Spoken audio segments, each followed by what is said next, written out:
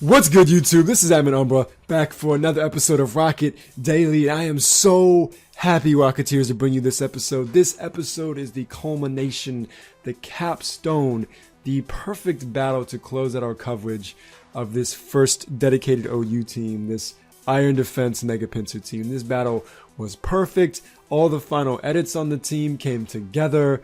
Just the whole core concept, why we use this pincer. We're trying to educate people, ladies and gentlemen. We're trying to show people why we use these pokes. And this video is just a perfect example. Shout out to my boy Joey. That's how I got this battle via the Rocket HQ Twitter. So he actually tweeted at me. So if you're looking to battle the admins, that is your best way to do so. You can tweet at us for battles. We'll try and get back to you. We're always tweeting out when we want battles. And obviously, people, the Rocket HQ stream, we are always looking for battles in the stream. But just, if you want to battle us and we are looking for battles, check us out there. I am so excited to get into this battle. You may recognize this team. Joey actually used a very similar team in another episode, another battle I had with him. That was the what are you? Because I've never seen Meloetta. So this is my second attempt at Meloetta. I handled it a little better. But this is the team, the Iron Defense Pincer team. And looking at his team, I saw that Greninja, and I was like, please leave with that Greninja. Because I want you to use Dark Pulse. I want to live, Baton Pass, go. Good game, sweep your team just like that. That was all I wanted to do. The biggest one on the team was honestly going to be the Talonflame. Talonflame is the one wall that Azumarill needs to handle. So I knew early on that Azumarill would have to preserve its health for that.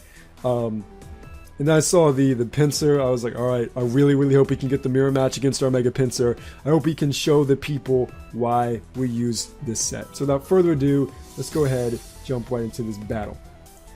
So obviously, we're going to lead with Mew, because Mew is our dedicated lead. And like I said, hoping for the Greninja to come in. But he actually, this man, just like people with their Azumarills, this man leads right for it. Taking my nicknames too. Didn't I name my Crobat People Eater? Comes right out with that nice, shiny, the perfect mirror match, the Pinsir. I go for a taunt. I ain't trying to have a Pinsir sword dance on my face. It actually carries X Scissor. I'm like, okay, I can live that. Looking at that damage, do a damage calc. I'm like, you're gonna Mega Evolve, go for quick attack. I'm gonna live with like 3 HP. I'm gonna barely live this. Just barely, because we got that nice HP investment. This is why we have those 6 defense EVs and Mew, just because it takes more physical hits than anything. And most physical hits are the priority attacks we need to worry about. That's why we won that tiny smidgen of defense. Barely live! Baton Pass into what you already know. This is the moment. This is all that Rocket HQ has been building for. We got my baby out here. 2 shiny mega-pinsirs, ladies and gentlemen. This is the reason. This is the whole point. So I Mega Evolve, you already know. What is he going to do? I'm at +2. If he switches out, I'm going to destroy something. He has to go for quick attack. He has to. He's so afraid of me at +2. He has to go to quick attack, risk the speed tie. But look how I take that. It does less than half. He can't kill me with 2 of them. Return one-shots him. That is why we use this Mega-Pinsir. It scares your opponents into going into quick attack because they feel like they have to go for quick attack, and you know return is a guaranteed OHKO. So now we go ahead and we go out into Mew, just to fodder Mew, because Azumarill can take 2 Brave Birds, but it's right on the edge of being a 2 KO. And so we go into Mew just as death fodder so we can bring in Azumarill outright. And I was really on the fence here. Looking back at this, I really wish I went... so Lindamar was helping me with this team, and the final edit I made to this team, instead of Superpower, I now run Knockoff on this Azumarill. It helps with Aegislash. It's fantastic. I love Knockoff on this Azumarill. Highly recommend it. I wish I went for it here. I knew how much of a threat Talonflame was, so I think I just went outright for the Waterfall. But Meloetta came in that nice Psychic type, and I'm like, oh, I want to hit you with a Knockoff so bad.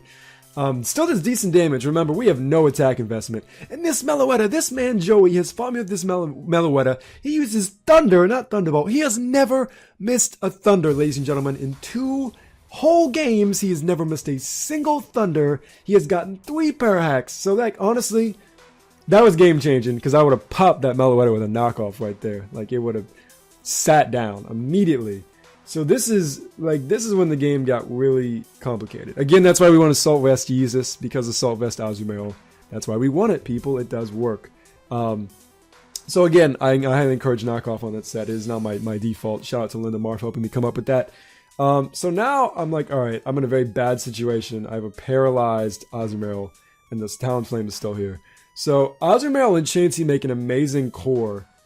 Because of Azumarill being max defense, it can switch in on close combats meant for Chansey and heal. So I go ahead and paralyze this thing just to try and make it more manageable.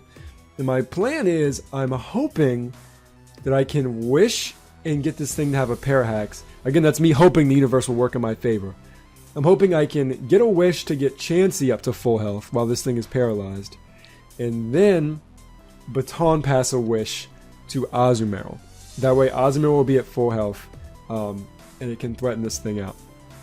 So that's my plan. So that's what I'm trying to do. The reason I'm still in here going for wishes is I'm hoping the universe will just give me that Parahax, and that I can have my Chansey at full, because he does have those special threats. He does have an Alakazam. I'd ultimately just like, if I can, to get my Chansey and my Azumarill both at full health. I only need the Chansey, but I'm trying to get both. So I believe I go for another wish, hoping he needs to get paralyzed on this turn. Otherwise, I'm dead. If he doesn't get the paralyzed here, I am dead.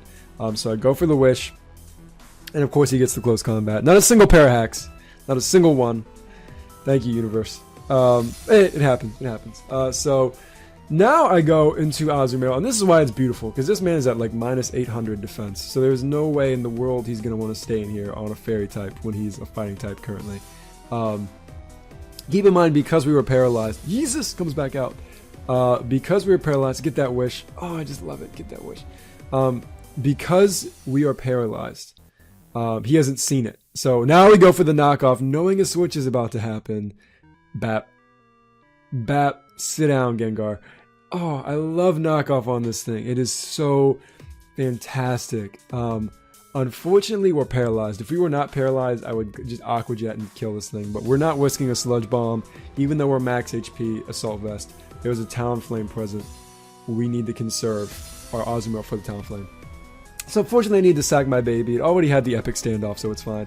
I live, and I'm like, oh, maybe, like, oh, this is fantastic. We live. Nope, universe. Can't get a break of luck in this battle. Good lord, the Parahax, the Toxic, all of it's here. All of it's here. It's alright, so I go into Elephant the Elephant, knowing I will outspeed, because this Gengar has the same base speed as Latios, and this thing is 1 point faster than Latios with a Choice Scarf. So go for the cute little Icicle Prick, Icicle Spear right there. And now I see what he brings in. He brings in Talonflame. So I do the damage calcs. I know that he needs to go for Brave Bird. Both are 2 at KO. Or under 2 at KO. No higher than. But Brave Bird actually does less because of Thick Fat. And so I know I can go for at least 1 Icicle Spear while I'm in here and see like how lucky I get, how much damage I go. And then I can always go into Azumarill on the next turn. But I actually get really lucky and I pull through and I get either the 4 or the 5. I think it's 4. Yeah, I get the 4. I'm going to actually be able to take this Talonflame out. So that was huge. So now in comes the Alakazam. It could be Focus Sash, but I don't think he's double Focus Sash. I'm predicting a Life Orb. But doing the calcs, Earthquake is a guaranteed 1 at KO. And Ice Shard is unlikely. So I'm like, alright, Lindomar, I'm sorry, but you're the least important person at this point. So I go to Lindo to either fodder him or to see what happens. So I go for the Tailwind on the off chance like Dazzling Gleam doesn't kill or something weird happens. But he goes for Protect, and I'm like, yes, yes, beautiful. That's why I love winning setup moves on mons that no one thinks have setup moves, because you always are given that free turn. So now I go for the Draco. It just completely obliterates him.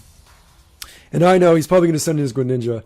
And I am at -2, but that's why I love this Latios. That Greninja matchup is so perfect, because Greninjas will switch into you after you Tailwind all the time, and you one-hit KO with Thunderbolt. That is the reason I won Thunderbolt on this Latios.